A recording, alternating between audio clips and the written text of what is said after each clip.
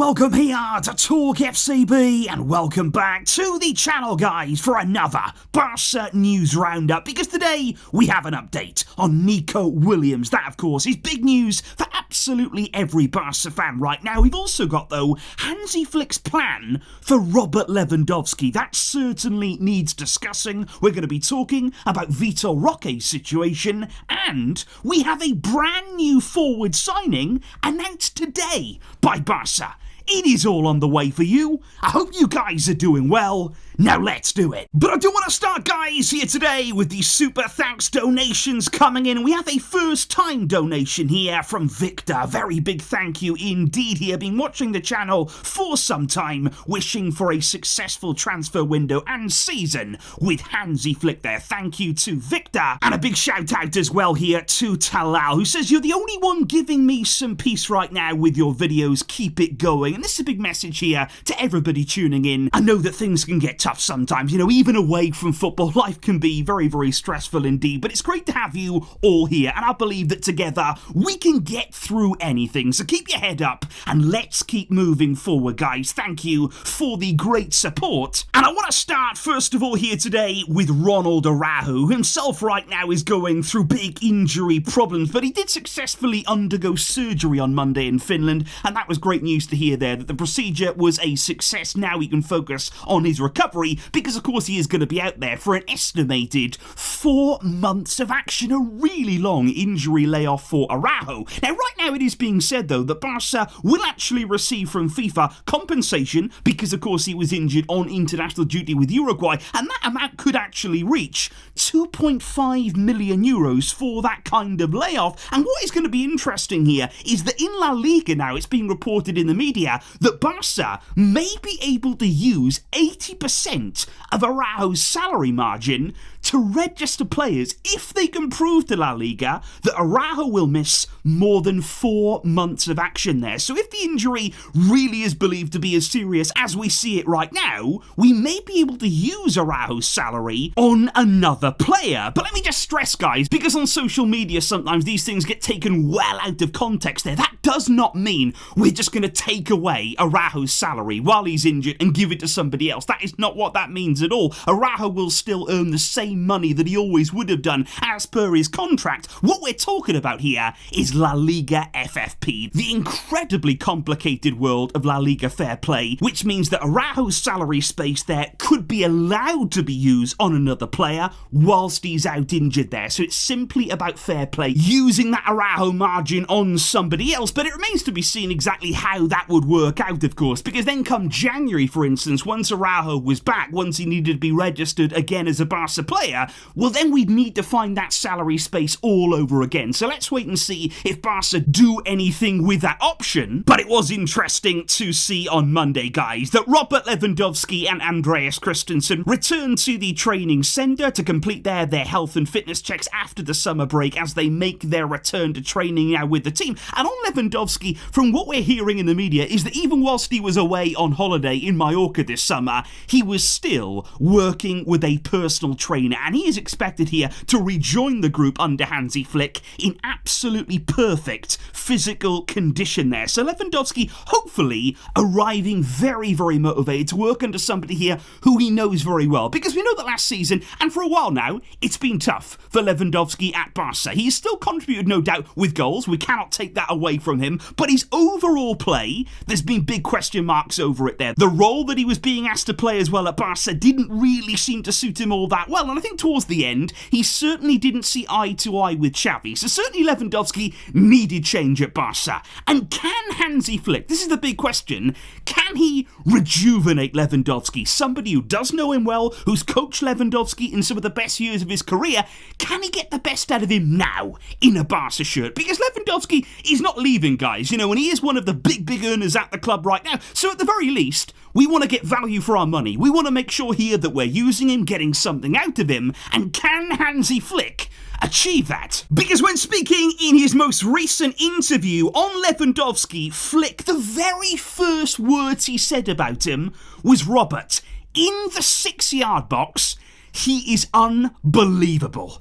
And those words there, guys, they are music to my ears. Robert Lewandowski, the kind of player that he is, and even more so at the age that he's at, get him in the box. It is that simple here. That is where he should be. He should not be dropping deep. He should not having to be getting involved in all of the build-up there. Because, by the way, when Lewandowski drops deep, when he's trying to get involved, when he's touching the ball too often, he hurts more attacks than he helps them. So play to his strengths. Get him more advanced. Get him high up the field. Get him chances inside of the box. I don't want to see Lewandowski outside. I don't want to even see him. Get him in there and use him to the best of his ability. When he's that far advanced, you don't want to isolate him either. That was a mistake that we often made at Barça. He needs players in and around him. He needs players close to him. You can't expect him to work miracles up front there all alone on his own. And I think that's going to be interesting with Flick to see that more advanced midfield player there. Is that going to help just get somebody in and around Lewandowski? Because even when you're looking there at Spain, for example, this summer, Morata wasn't isolated. I think if Morata is isolated in that Spain team, they get nowhere. But because they had players in and around him, first of all it was Pedri, then it was Dani Olmo, constantly making runs there, constantly giving him a bit of an outlet, that was so important. And when you think actually of the best version of Lewandowski, when he first joined Barça, he had a brilliant combination with Pedri. Pedri was much more advanced there. He was right next to Lewandowski at times, and they were playing off each other, and it was absolutely fantastic to see. So I think there, get him high up the field, get him in the 6-yard box, and make sure he is not alone. But I think it was really interesting, because actually then, Hansi Flick went further when talking about Lewandowski and his qualities, and actually seemed to send out a bit of a message to every other forward at the club, because Hansi Flick said, Robert Lewandowski has what I've been missing so far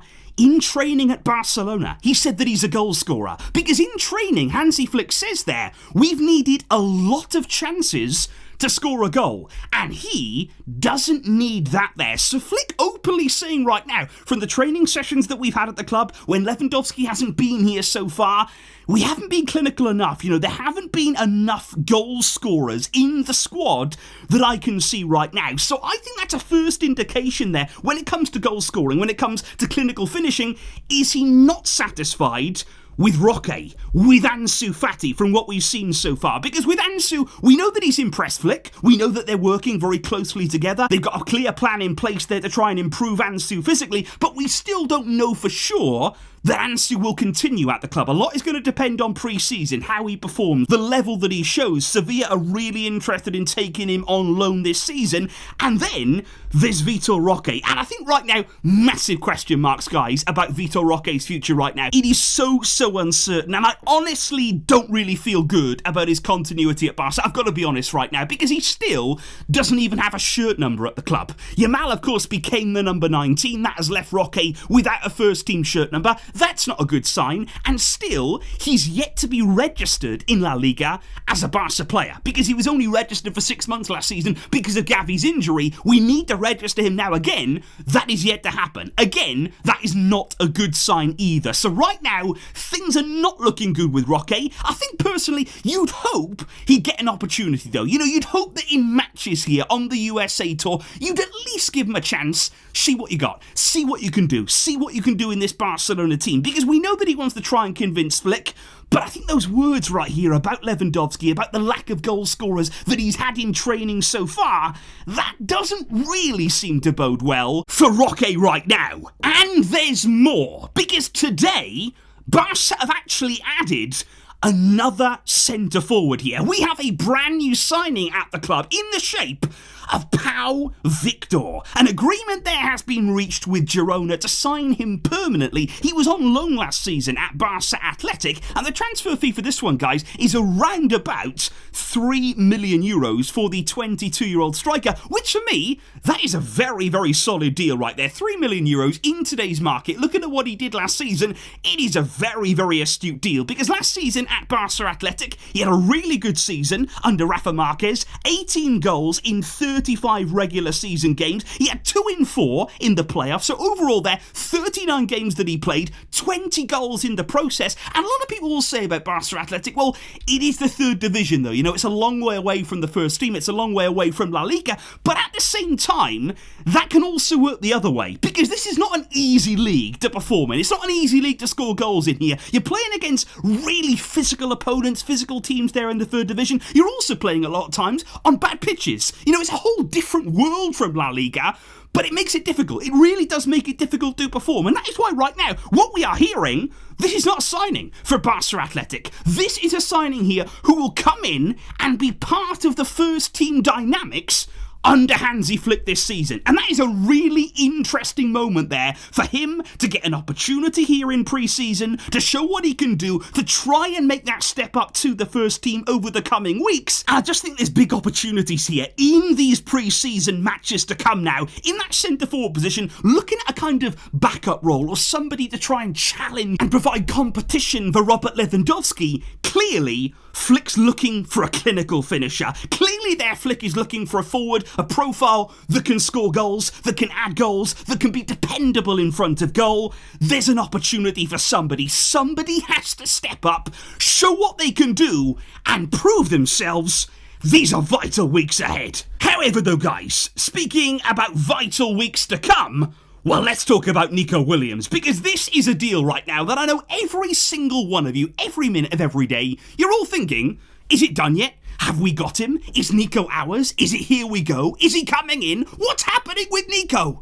I feel exactly the same way. This is a deal that I'm anxious to get done. You know, I firmly believe and I've got real confidence that it will get done, but I still want it to happen, and I still want it to happen now. I'm an impatient person. However, right now the news that we have on Nico Williams is that no news doesn't mean bad news on this one. Behind the scenes, things are still going on there, talks between him and the club in terms of personal terms. Those seem to be on the verge of being completed. Things are very, very close on the personal side right now. But again, it's all about the release clause, and most importantly, it's all about La Liga and fair play. The club is confident on the personal terms. They also believe that very soon they're going to have that La Liga approval for fair play to make that step forward. But I think all of us will say, well, when is that going to happen? Because we've heard, you know, next week it'll happen, the week after it'll happen, then in a few days it'll happen. We're here and now. It hasn't happened yet, but the club still remain very, very confident. And of course, we are still technically